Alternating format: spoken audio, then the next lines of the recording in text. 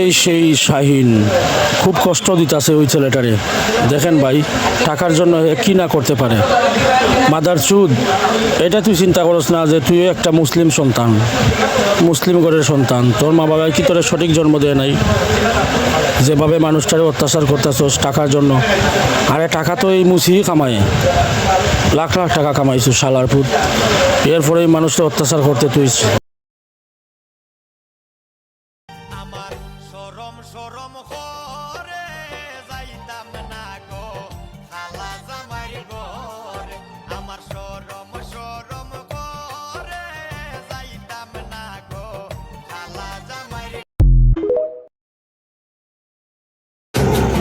দেখো শাহিন মাফিয়ার অত্যাচারে, মর্তুজালি মাফিয়ার অত্যাচারে কিভাবে একটা মানুষের জীবন গেছে। সরজমিনে না গেলে ভাই বুঝার মতন নাই মানুষ যে কীরকম খারাপ হইতে পারে। এই শাহিন মাদার চুদ্রে দিলে বোঝা যায়।